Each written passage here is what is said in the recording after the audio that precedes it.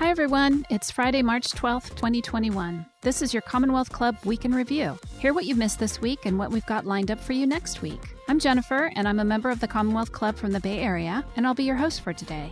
How would you like to voice an upcoming episode of the Week in Review? Send an email to info@commonwealthclub.org with narrate in the title. It could be your voice we hear later this summer. Thanks for joining us. There's a lot to cover, so let's get started.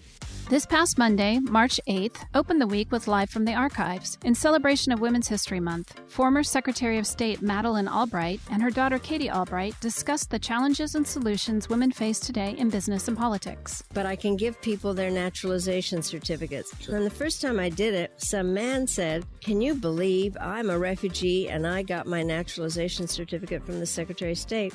And I said, "Can you believe that a refugee is Secretary of State?"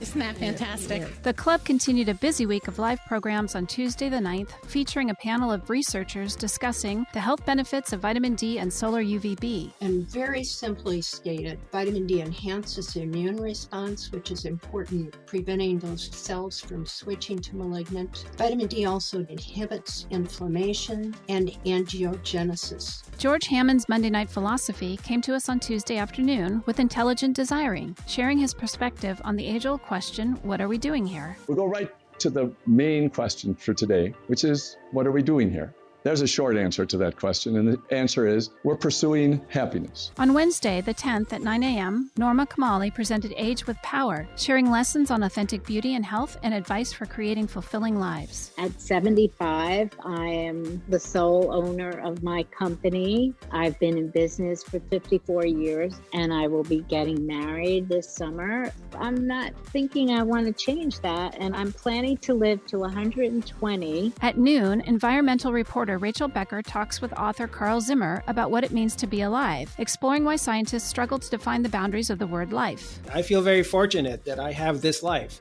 What is that I'm experiencing?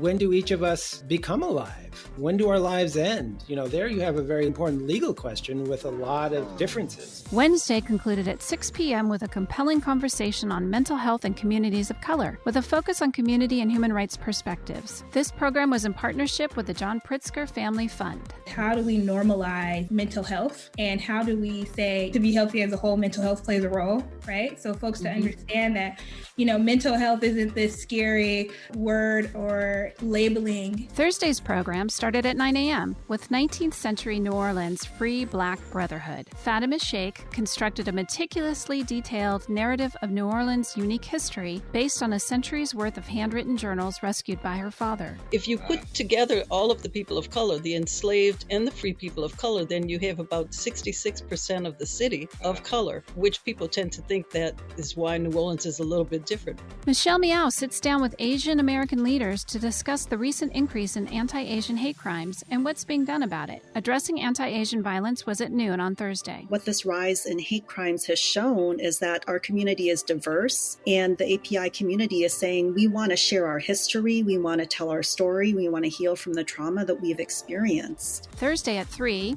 Eric Berger tells the dramatic story inside the historic flights that launched Elon Musk's SpaceX, from shaky startup to the world's leading-edge rocket company. If you wanted to do it the way it had always been done and started a company, your rocket ended up being extraordinarily expensive. It cost $100 million to launch. He wanted the Falcon 1 to cost $6 million per launch for a customer. 6 p.m. Thursday ended the week with Silicon Valley Reads, as author Fannie Singer shares the story of her own culinary coming of age with her mother, food icon and activist Alice Waters. The reality, I think, is that if you are presented with something that is both delicious and very good for you, which is the whole premise of the Edible Schoolyard, you want to eat that. Help the club continue to provide robust and informative programming. An annual or monthly membership to the club ensures you have access to every program we produce. Memberships are available for as little as $10 a month. Visit commonwealthclub.org/membership for more details.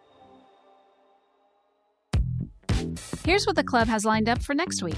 Monday evening continues our celebration of Women's History Month with Evening from the Archives, launching women into science and tech with astronaut Mae Jemison. Join her for an inspiring call to action on how to get Americans psyched about science. 1 year ago this week, San Francisco and the rest of the nation enacted shelter-in-place protocols due to the spread of COVID-19. Next week, the club will present a series of special programs chronicling the astounding progress made with vaccines and the immense work still needed to get the entire country vaccinated. Starting this series on Tuesday, March 16th at 9 a.m. is Andy Slavitt, Senior Advisor to the White House COVID-19 response team, speaking on the pandemic endgame, looking back and looking forward. At noon next Tuesday, Orville Schell and Winston Lord are in conversation on a novel approach to China. At 3 p.m., law professors Michael Heller and James Salzman discuss the hidden set of rules that reveal how things become mine, every toddler's favorite word. Wednesday, March 17th is a busy day with 5 programs. Starting at 9 a.m., it's Vaccinate America with Dr. Bashara Shukair, vaccinations coordinator for the White House COVID response team. He'll discuss the Biden administration's national vaccination campaign to tackle the COVID-19 pandemic in the U.S. Immediately following Dr. Shukair at 9:30 a.m., Dr. Kirsten Bibbins-Domingo of UCSF discusses the road ahead for vaccination equity in all communities. Wednesday at noon, it's the Call to Unite. Tim Shriver, longtime chairman of the Special Olympics, offers inspirational guidance and wisdom to turn to in challenging times. At 3 p.m., Walter Isaacson traces a thrilling detective tale from the origins of life in gene editing and the future of humans. On Wednesday's last program at 6 p.m., Help from Abroad, you'll hear about the flow of support U.S. hospitals have received from, of all places, China. On Thursday, March 18th at 9:30 a.m., it's Looking Ahead, another in our special COVID series on the future of San Francisco's economy after the COVID-19 pandemic.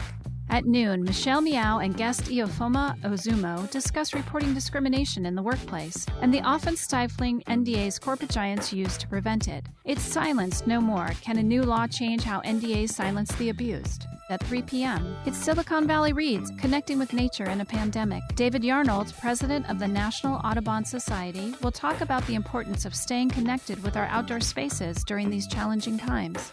At 4 p.m., it's Michelle Miao again, with women leaders and the future of politics. Michelle talks with Malia Cohen, Fiona Ma, and Stephanie Rumiliotis about their paths to success and how female leaders are shaping the future of politics. Friday, March 19th at noon, the week rounds out with Don Lemon and Valerie Jarrett as they discuss a better, more equal future for all Americans.